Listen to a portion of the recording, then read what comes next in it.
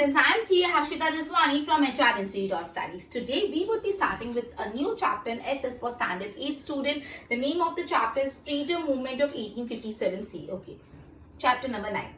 Okay, तो student सबसे पहले हम ये समझते हैं कि 1857 क्यों इतना इम्पोर्टेंट ईयर माना जाता है। 1857 ये जो 1857 ईयर है इसलिए इंपॉर्टेंट माना जाता है बिकॉज इस टाइम एक बहुत बड़ी रिवॉल्ट चालू हुई थी इंडिया में ब्रिटिशर्स के खिलाफ। ये रिवॉल्ट क्या थी, क्यों चालू हुई, कैसे चालू हुई, कौन इसमें शहीद हुए, किसने क्या किया, वो हम इस चैप्टर में पढ़ेंगे।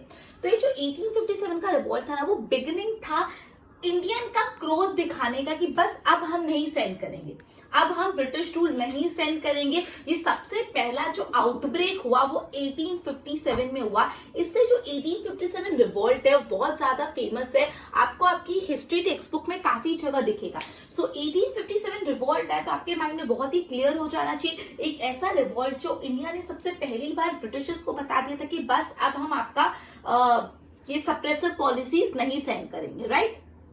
ओके, अब सबसे पहले हम ये पढ़ते हैं कि 1857 जो रिवॉल्ट हुई वो हुई क्यों, reason. So the main reason जो था 1857 का रिवॉल्ट का वो ये था, लोगों में बहुत ज्यादा डिससैटिस्फैक्शन आ गया था। People were very much dissatisfied due to the suppressive policy of Britishers adopted to spread the empire. Britishers ने अपना एम्पायर स्प्रेड करने के लिए जो इंडियन पीपल को सप्रेस किया, उनको दबाया, उनको परेशान किया, उनको एक्सप्लॉइट किया, इन सब चीजों से लोगों के मन में बहुत ज्यादा डिससैटिस्फैक्शन आ गया था, ठीक है। तो उस वजह से 1857 रिवॉल्ट हुआ।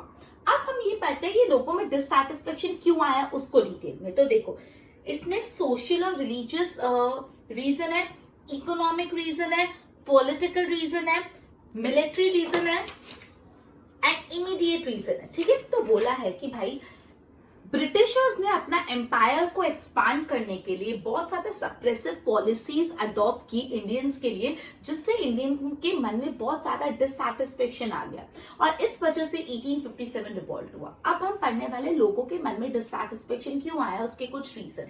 सबसे पहले अपन पढ़ने वाले हैं डिससैटिस्फैक्शन का social and religious reason. Social and religious reason क्या था डिससैटिस्फैक्शन का? Policy of social reform by the company made people feel insecure and suspicious. They felt that the government was trying to convert them to Christianity and destroy the Indian culture and religion forever. Britishers ने जो reforms लाई, जैसे English education, child marriages ban करना और ये जो reforms है, उससे जो इंडियंस थे, जो ऑर्थोडॉक्स इंडियन थे, उनको ये लगता था ब्रिटिशर्स उनके कल्चर को डिस्ट्रॉय करना चाहते हैं, उनको क्रिश्चियनिटी में कन्वर्ट करना चाहते हैं। उनको ये डाउट हो गया, ये सस्पिशियस हो गया, सस्पिशियस मतलब शक हो गया। People believed that the Indian social system was deliberately undermined in the railway, jails and military. मतलब उनको लगता था कि इंडिया का जो पूरा सोशल सिस्टम है उसको अंडरमाइन करते थे, मतलब उनको कम इंपॉर्टेंस देते थे मिलिट्री में, रेल में, जेल में। And last section of our society was orthodox at that time and these new changes से उनको डिससैटिस्फैक्शन। मैंने आपको बताया कि काफी ऐसे इंडियंस थे जो ऑर्थोडॉक्स थे, जो चाइल्ड मैरिजेस को बैन करना समझते थे कि नहीं ये हमारे कल्चर को डिस्ट्रॉय करना है, या सती प्रथा को बैन करना समझते थे हमारे कल्चर को डिस्ट्रॉय, या इंग्लिश एजुकेशन के खिलाफ थे, ठीक है। There were different opinion, we are not here to comment on what was right and what is wrong, but ये आपको बता रही जो ऑर्थोडॉक्स इंडियन थे उनको जो ब्रिटिशर्स रिफॉर्म्स ला रहे थे वो ना पसंद आ रहे थे। उनको ये लग रहा था कि हमारा धर्म डिस्ट्रॉय किया जा रहा है, हमारा कल्चर डिस्ट्रॉय किया जा रहा है। इस वजह से काफी लोगों ने फ्रीडम मूवमेंट ज्वाइन किया। तो सबसे पहला रीजन जो था वो सोशल एंड रिलीजियस रीजन था। सेकेंड रीजन है economic reason. The aim of the British was to bring prosperity to India at the prosperity to England at the cost of India. Britisher का ये मकसद था कि इंग्लैंड को अमीर बनाओ, इंडिया को गरीब बना के। इंग्लैंड को अमीर बनाओ, इंडिया को गरीब बना के। They wanted to prosper England at the cost of India. मतलब इंडिया का जो इंडिया को सोने की चिड़िया बोला जाता था, वो सारा जो पैसा है उसको अजीब अजीब अलग अलग पॉलिसीज के थ्रू रूट किया टू इंग्लैंड। तो ब्रिटिशर्स का मकसद यही था कि इंडिया को गरीब बना के इंडिया के कॉज पे इंग्लैंड को प्रॉस्पर करना है। As a result most section of Indian became impoverish. इसलिए काफी इंडियंस जो एरियाज है वो इम्पोवराइज हो गए, मतलब पुअर हो गए, ठीक है। लैंडलॉर्ड्स, पीसन कि जमीन चलेगी, और इन सब रीजन से उन्होंने इस 1857 रिवॉल्ट को ज्वाइन किया। तो second reason was economic reason, economic reason. Third reason of this revolt was political reason. Political reason क्या हो सकता है? जो East India Company acquired Diwani right. Diwani right क्या होता है? Right to collect revenue, land revenue collect करने के हक को दीवानी राइट बोलते हैं। तो जो ईस्ट इंडिया कंपनी, जो ब्रिटिशर्स की कंपनी थी, उनको दीवानी राइट मिल गया as a result of their victory in battle of Buxar. Battle of Buxar में जो ब्रिटिशर्स जीते तो उनको दीवानी राइट मिल गया, उनकी जीत का इनाम। This was followed by aggressive policy of expansion with the help of subsidiary alliance। फिर उन्होंने subsidiary alliance system लाया, ये अपन ऑलरेडी प्रीवियस चैप्टर्स में पढ़ गए। Doctrine of lapse, policy of annexation and मियर diplomacy, मतलब उन्होंने subsidiary alliance system, doctrine of lapse, annexation, ये सारी पॉलिसी लाइन जो अपन ऑलरेडी प्रीवियस चैप्टर्स में पढ़ चुके हैं। Rani Lakshmibai of Jhansi and Raja Kunwar Singh of Bihar वो among the few victim of this policy.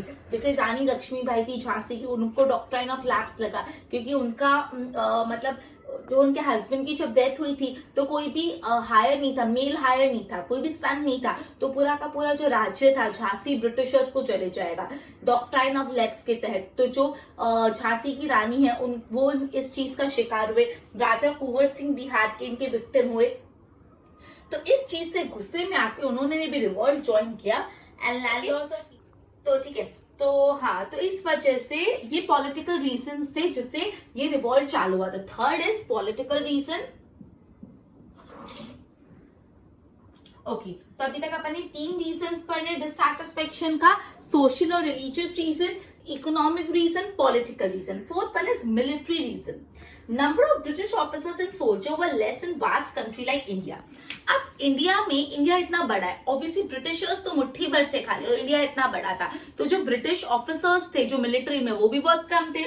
Ratio of Indian soldiers to British soldiers 6:1 था। मतलब अगर 6 इंडियन सोल्जर्स थे तो 1 ब्रिटिश सोल्जर था। मतलब ये ब्रिटिश की मिलिट्री की बात करें, ब्रिटिश मिलिट्री में 6 इंडियन सोल्जर्स थे तो 1 ब्रिटिश था, ये रेशियो था। बिकॉज ऑब्वियसली मुट्ठी भर खाली अंग्रेज आए थे, ब्रिटिशर्स आए थे, राइट। तो क्या रेशियो था ब्रिटिश और इंडियन और ब्रिटिशर्स का? 6:1 का रेशियो था। The higher post in military were reserve for Britishers. लेकिन उसमें क्या था, जो बड़ी बड़ी पोजीशंस होती थी, हायर पोस्ट, वो ब्रिटिशर्स को दे देते थे। And the opportunity of promotion was very limited for Indian soldier. Indian soldiers को प्रमोशन भी नहीं मिलता था। And in fact Indian soldier और ब्रिटिश सोल्जर की सैलरी में भी बहुत ज्यादा फर्क था। इंडियन सोल्जर्स और ब्रिटिश सोल्जर की सैलरी में भी बहुत ही ज्यादा फर्क था। इंडियन सोल्जर को 7 रुपए मिलते थे और ब्रिटिश सोल्जर को 150 rupees per month. Indian soldier को सिर्फ 7 रुपए महीने का मिलता था और ब्रिटिश सोल्जर को 150। कोई थोड़ा बहुत फर्क नहीं, 7-8 रुपए का नहीं, 7 और 150, डबल से भी कितना, कई गुना ज्यादा, कितने टाइम ज्यादा, राइट। तो इतना ज्यादा भेदभाव था। The British soldier considered Indian soldier to be low and insignificant. As per the religious restriction, Indian soldier were not allowed to cross the sea, or else the people would be treated as an outcast. मतलब हमारे religious restriction में ऐसा कुछ था, Indian soldiers सी cross करके नहीं जा सकते थे, वरना उनको आउटकास्ट कर देते थे, निकाल देते थे, ठीक है। उनका एक कस्टम था, तो इंडियन सोल्जर वो compelled to cross the sea in order to fight the battle for Britisher. लेकिन उनके ये जो कस्टम्स थे, इंडियन कस्टम, वो नहीं समझे गए और ब्रिटिशर ने जबरदस्ती इंडियन सोल्जर को सी क्रॉस करके उनके लिए लड़ाइयां लड़ने को भेजा। Thus like other Indian soldiers to feel their religion was at stake। तो जो सोल्जर्स थे, इंडियन सोल्जर को भी लगा कि अब तो हमारा धर्म स्टेक पे आ गए, तो हमारे धर्म का भी नहीं सुनते। And soldier being a part of Indian society, उनका भी इतना ही सेम सेंटिमेंट से उनको भी इसी बात का गुस्सा आ रहा था, ठीक है। सो मिलिट्री रीजन में ये पढ़ा कि इंडियन और ब्रिटिश का रेशियो 6:1 था। इंडियन सोल्जर्स को लो और इनसिग्निफिकेंट माना जाता था।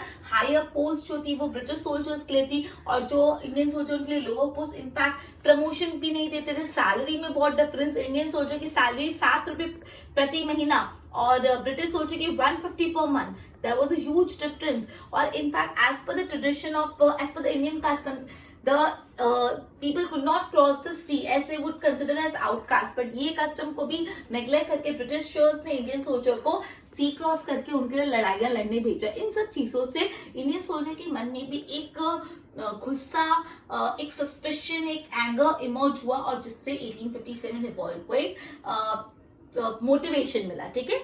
सो fourth one was military reason. Military.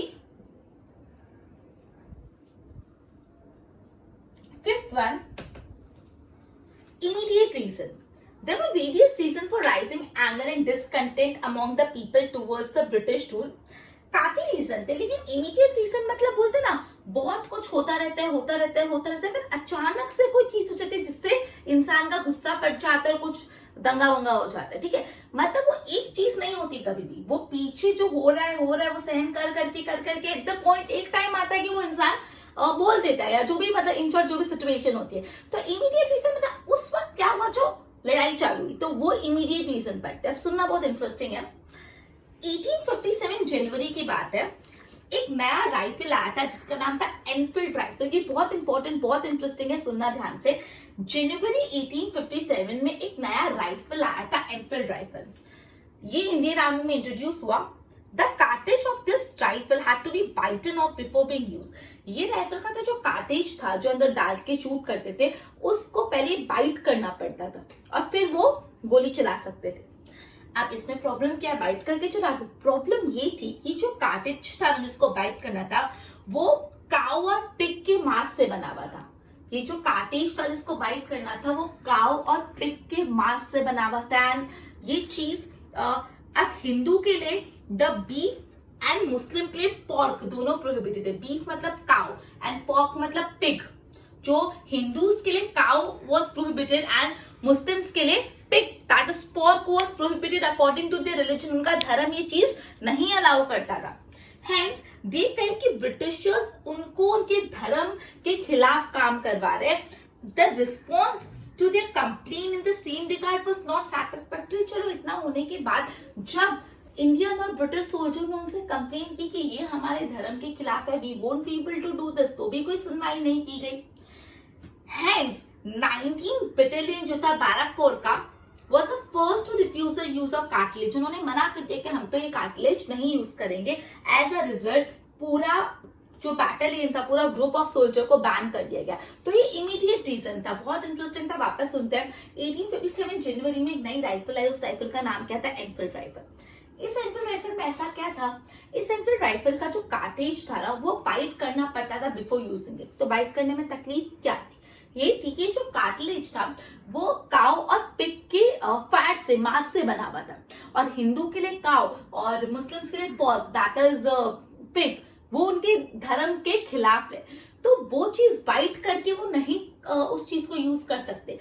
ये चीज उन्होंने ब्रिटिशर्स के सामने रखी कि we won't be able to do this, but उस चीज की सुनवाई नहीं. तो एज अ रिजल्ट जो 19 बैटलियन था उन्होंने मना कर दिया, we won't able to use this Enfield rifle. और इस वजह से पूरा का पूरा जो बटालियन है, ग्रुप ऑफ सोल्जर को बैन कर दिया. ठीक है. तो ये था इमीडिएट रीजन. Immediate reason. ठीक है. तो social reason, social and religious reason, economic reason, political reason, military reason और इमीडिएट रीजन हमने पढ़े. आगे देखते हैं. हम मंगल पांडे के बारे में पढ़ेंगे, रिवॉल्ट की कैसे प्लानिंग हुई एंड एवरीथिंग. देखो अब सुनना, ये भी बहुत इंटरेस्टिंग है. It was planned to begin the revolt across the nation against East India Company on 31st May 1857. ऐसा प्लान हुआ कि 31st मई 1857 को ये रिवॉल्ट हम स्टार्ट कर देंगे. प्लानिंग डेट कौन सी थी, 31st ऑफ मई 1857.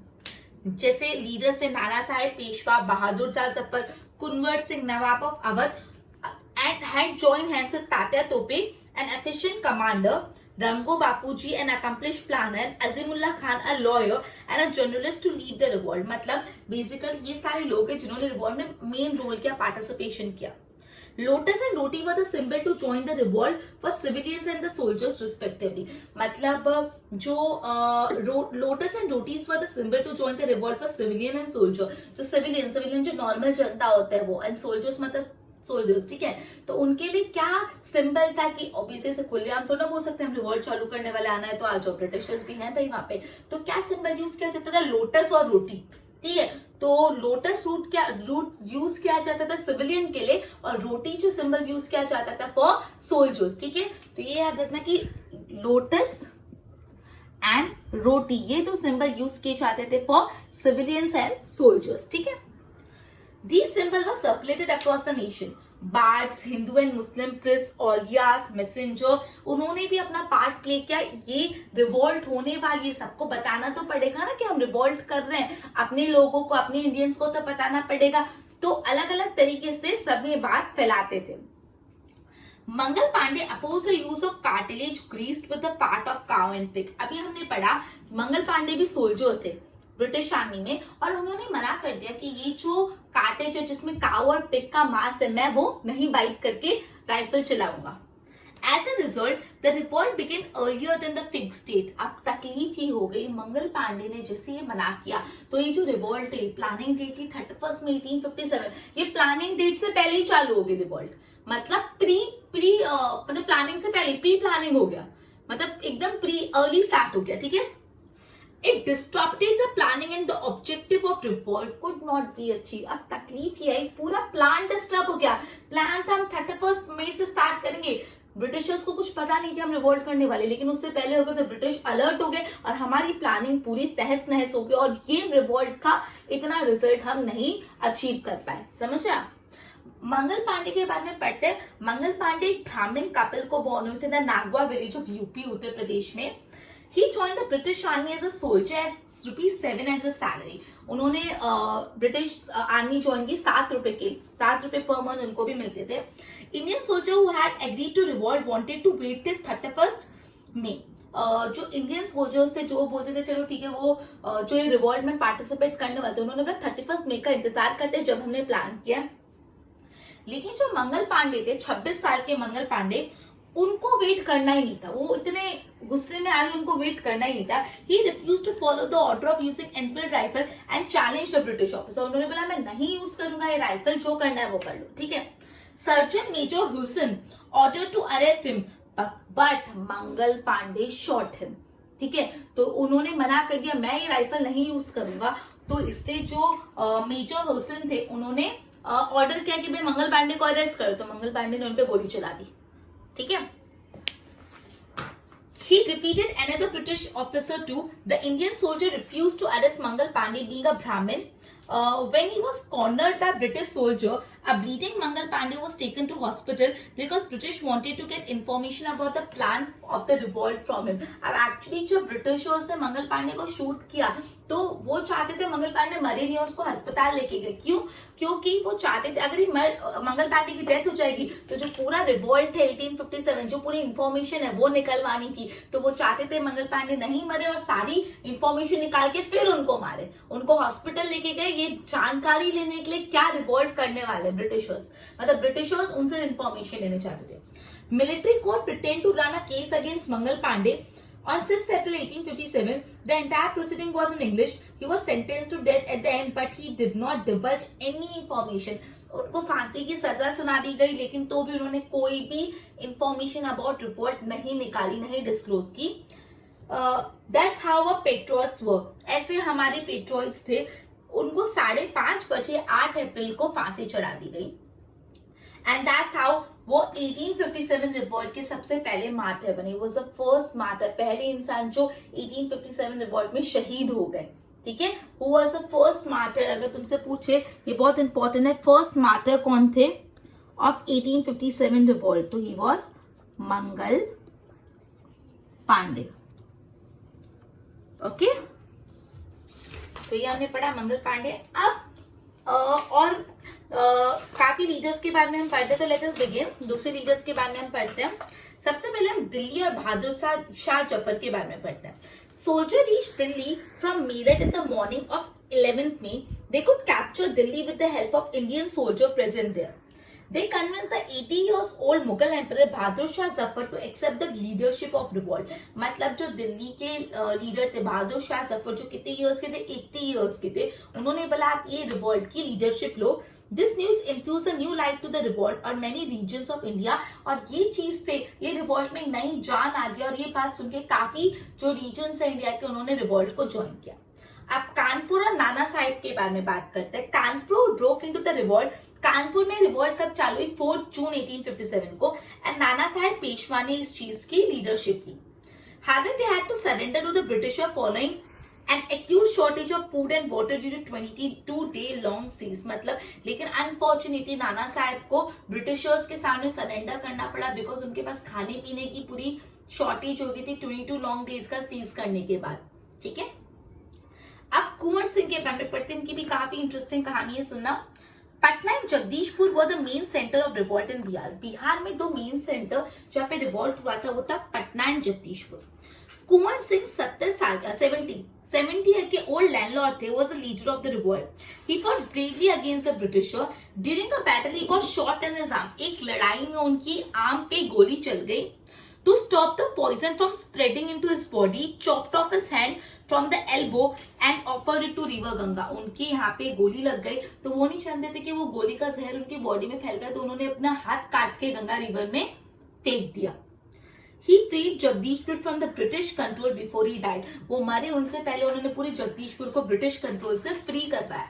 ठीक है, तो ये था अबाउट कुंवर सिंह जो इतने ब्रेव थे जिन्होंने जहर गोली का बॉडी में नहीं फैल सकते थे, अपना आर्म काट के गंगा रिवर में फेंक दिया. ठीक है, इमेजिन. ओके, नेक्स्ट झांसी की Rani. Okay, the queen of Jhansi Lakshmibai. हम सब ने इनकी मूवी सीरियल में काफी बातें सुनी, तो आज पढ़ते हैं इनके बारे में. झांसी की Rani Lakshmibai was a great warrior. Britishers did not accept her adopted son as their heir to the throne. अब झांसी की रानी के जो चाइल्ड थे उनकी डेथ हो गई थी, अर्ली डेथ हो गई थी, तो उन्होंने एक सन अडॉप्ट किया था और उनको थ्रोन दिया था अपना राज्य का. लेकिन ब्रिटिशर्स ने बोला अडॉप्टेड सन तो नहीं चलेगा, रियल बेटा ही होना चाहिए. तो उस वजह से उन्होंने बोला नहीं, आपका सन तो हम लोग नहीं एज अ रूलर एक्सेप्ट करेंगे, इसलिए पूरा झांसी अब हमारे कब्जे में. दिस इज द रीजन, और ये रीजन था कि उन्होंने रिवॉल्ट ज्वाइन किया. She was one of the most skilful leader of the revolt. She had many prepared an army for women to fight the British. उन्होंने पूरी एक नारी शक्ति, एक वुमेन आर्मी बनाई थी ब्रिटिशर्स से लड़ने के लिए. They fought bravely against the British. According to British officer, queen Lakshmibai was one of the greatest women leaders in the revolt of 1857.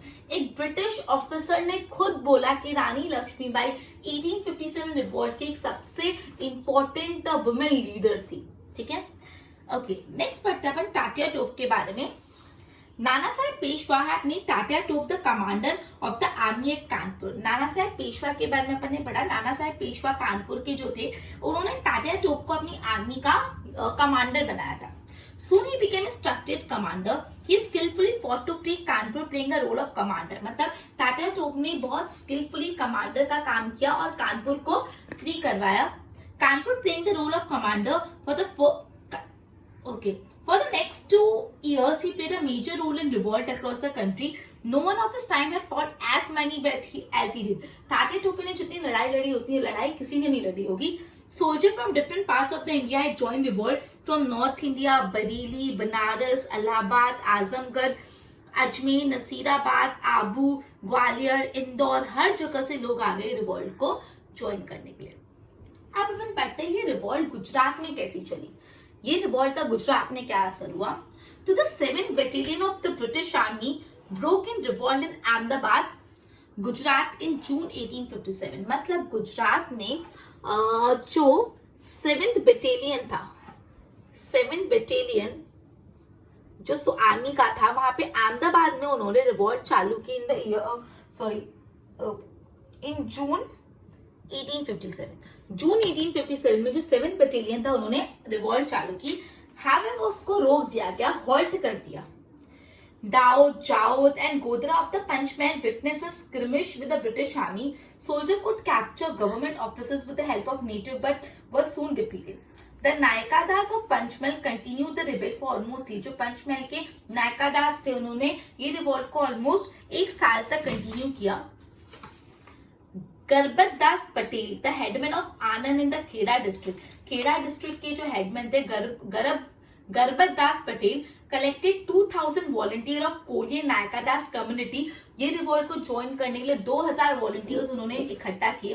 He was supported by Jiva Bhai Thakur of Khanpur, Malaji Joshi and Krishnadev Das Dave. However support of Garbat Das were captured by britishers. लेकिन जो गरबत दास को support करे थे उनको Britishers ने बंदी बना दिया and tied to cannon and वो blown off with the cannon ball. तोप के गोलों से उनको उड़ा दिया जो उनको सपोर्ट कर रहे थे.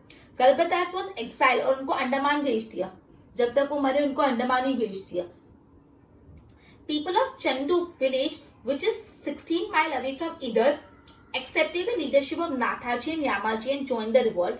Britishers camped at the Nandana village between Okha and Baradi. British commander of navy became impatient and he reached the port of Bet Dwarka via Bay of Bet. Donovan ordered an attack to the fort. मतलब Britishers ने गुजरात की fort पे attack करवाया. The Bagheras inside the fort has no such artillery to counter attack. मतलब जो fort के अंदर बाघेरास थे, जो बाघेरा कम्युनिटी के लोग थे, उनके पास कुछ ऐसे वेपन्स नहीं थे काउंटर अटैक करने के लिए. अब ये सुनना ही बहुत इंटरेस्टिंग है. उस टाइम पे Baghera women came up with a very brave and innovative idea. उन्होंने क्या किया, बहुत ब्रेव आइडिया किया उन्होंने. They soak the mattress with water in which they could catch the canopin ball and cool them immediately. वो लोग तोप के गोले छोड़ रहे थे. उन्होंने जो मेट्रेस होती है, चद्दर है, उनको ठंडे पानी में भिगोया और सो करा और ना मेट्रेस ऐसे रखते. तो जैसे गर्म वो गोले आते से ठंडे हो जाते एकदम ठंडे पानी में. तो उन्होंने काउंटर अटैक और खुद को सेल्फ डिफेंस के लिए बाघेरा वुमेन ने इतना ब्रेव, इतना इनोवेटिव आइडिया सोचा. मेट्रेस को सोक विद द कोल्ड वाटर और फिर उससे खुद को प्रोटेक्ट किया. This would enable Bagheera men to fight the battle without being hit by cannon men. अब क्या वुमेन्स अगर वो गोलों को बचा दे, तोप के गोलों को, तो जो मेंस है वो लड़ पाए, वरना मेंस पे लग जाए तो वो लोग फाइट प्रॉपर्ली नहीं कर पाए. तो अपने मेंस को प्रोटेक्ट करने के लिए वुमेन्स ने इतना ब्रेव स्टेप लिया. However, in the history of the world, such an act of valor has been exhibited. Bagheera women very bravely disarmed the cannon ball without worrying about their own life. खुद की जान की परवाह करे बिना वो लोग ये कैनन बॉल्स को रोक रही थी. The act of bravery was equivalent to the Rani Lakshmibai. रानी लक्ष्मीबाई के जितना ही एक विलोर का एक्ट था. These women were called the Lakshmibai of Gujarat. मतलब जो वाघेरा वुमेन्स थी गुजरात की, उनको क्या बोला जाता था, वो रानी लक्ष्मीबाई है गुजरात की, ऐसा माना जाता था. Cities of North Gujarat like Patan, Khilaru, Biloda, Motedi, वहां पे भी रिवॉल्ट हुआ. अपार्ट फ्रॉम दिस, दिसंबर 1958 में तात्या टोप स्टेट विद दिस आर्मी. जो तात्या टोप थे, आपको पता है नाना साहेब पेशवा के कमांडर, मैंने आपको बताया था, वो पंचमहल डिस्ट्रिक्ट ऑफ गुजरात में रहे 1858 में. He had to escape the forest of Banswara which being chased by the British army. तो वो गुजरात में ब्रिटिशर्स से बचते बचते वो गुजरात में उन्होंने स्टे किया था. अब ये रिवॉल्ट खत्म कैसे हुआ, ठीक है, हम पढ़ते end of this revolt. During the revolt weapons and soldiers were supplied to Britishers from England. अब ये रिवॉल्ट के दौरान जो ब्रिटिशर्स है उनको सोल्जर्स और वेपन्स तो इंग्लैंड से मिल जाते थे, इंग्लैंड और ईरान से. The revolt has started on 10 May 1857 but by the end of June. अब देखो कब प्लान हुआ था, 31 मई को ये प्लानिंग डेट थी, और ये रिवॉल्ट कितना जल्दी चालू हो गया, 10 मई को चालू हो गया 1857.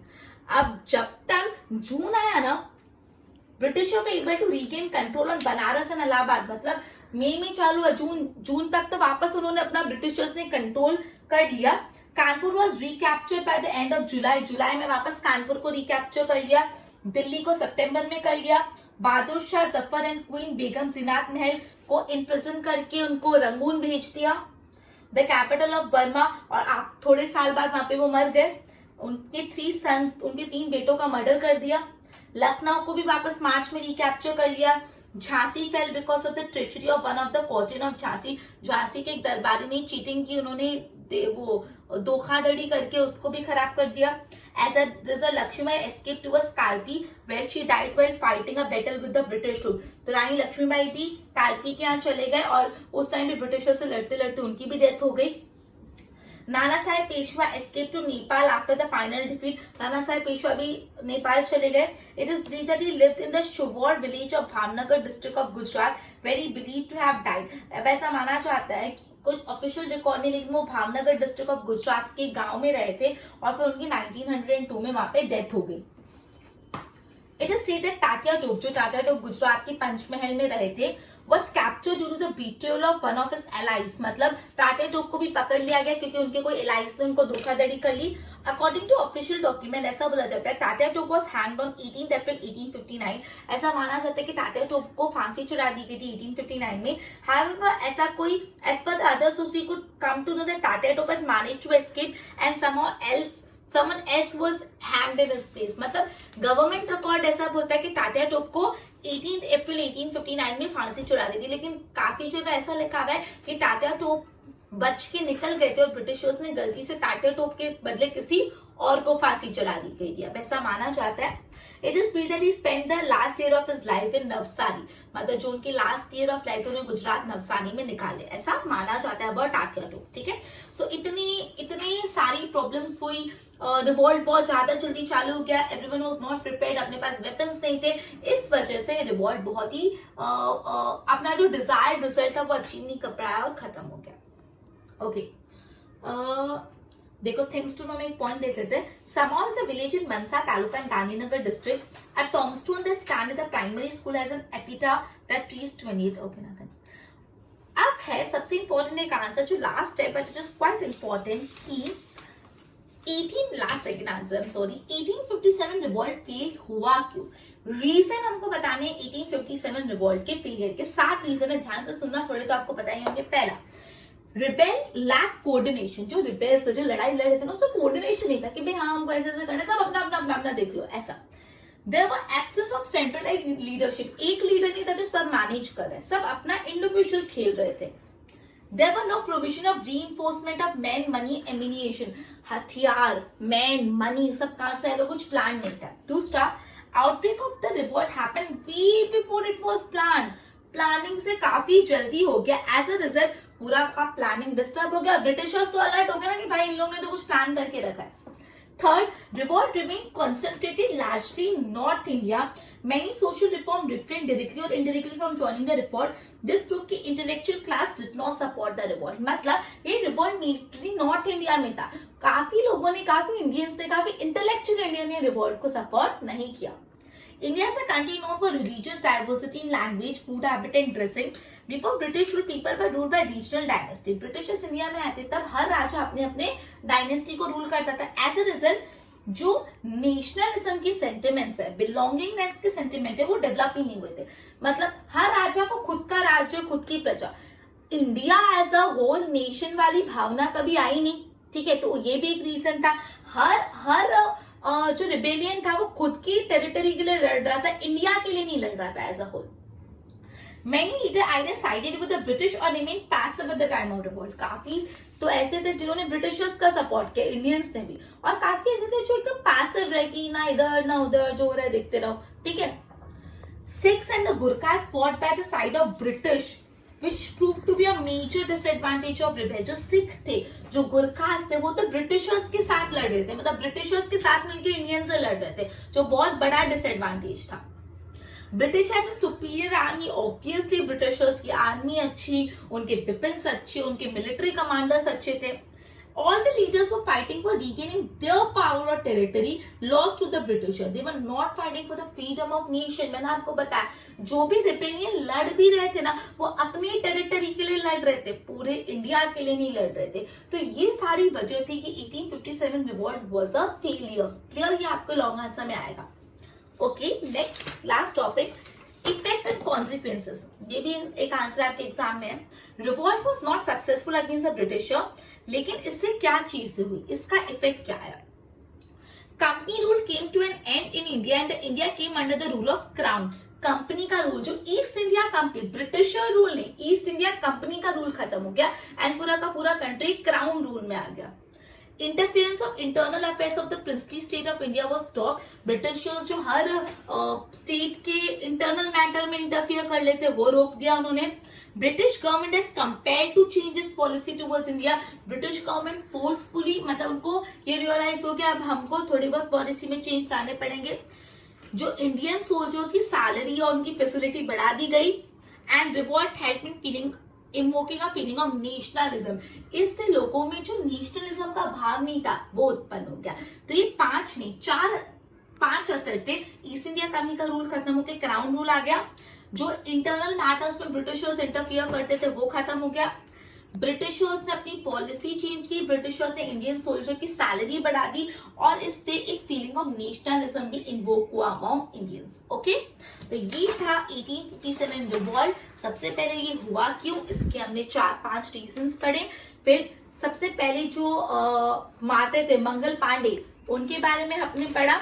फिर हमने बहादुर शाह जफर, नाना साहेब, कुंवर सिंह, याद है जिन्होंने अपनी हाथ काट के फेंक दिया था गंगा रिवर में, उनके बारे में पढ़ा। झांसी की रानी, तात्या टोप जो कमांडर थे नाना साहेब के, जिन्होंने सबसे ज्यादा बैटल्स लड़ी।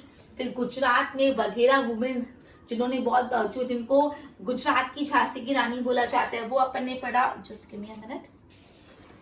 फिर हमने पढ़ा रिवॉल्ट खत्म कैसे हुआ, फिर अपन ने पढ़ा रिवॉल्ट क्यों फेलियर का, लास्ट में रिवॉल्ट का इफेक्ट पढ़ा। Okay student, so before ending this lecture I would be asking you some questions. अगर आपने इसका सही जवाब दे दिया तो well done, you were quite attentive in listening and it not so no need to worry. आप वापस वीडियो को रिव्यू कर लो and get the points clear.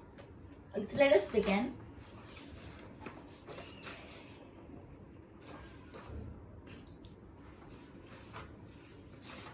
Okay, very simple. Let us begin with a very simple one to boost up your confidence. Dash women were known as a Lakshmi Bai of Gujarat. Dash women were known as the Lakshmi Bai of Gujarat. And your time is in 3, 2, 1. Waghera women. अभी मैंने आपको बताया, right? Okay. It is believed that Tatya Tope has spent the last year of his life in Dash.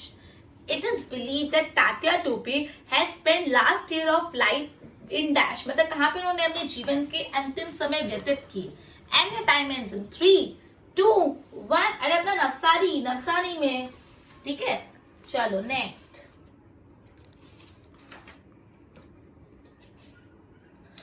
Okay. Who fought? Dash was a brave commander who fought many battles. Dash was a brave commander of Nana Sahib Peshwa who fought many battles. And your time ends in 3, 2, 1. And the answer is Tatya Tope.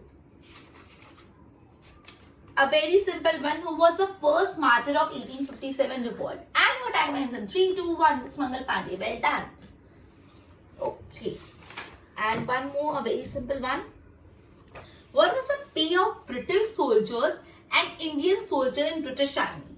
And your time ends in 3, 2, 1. Yes, for Indian soldiers it was 7 rupees per month, and for British soldier it was 150 rupees per month. Well done. We will be ending our session by this and continue with the next chapter in our next session. Till then, goodbye.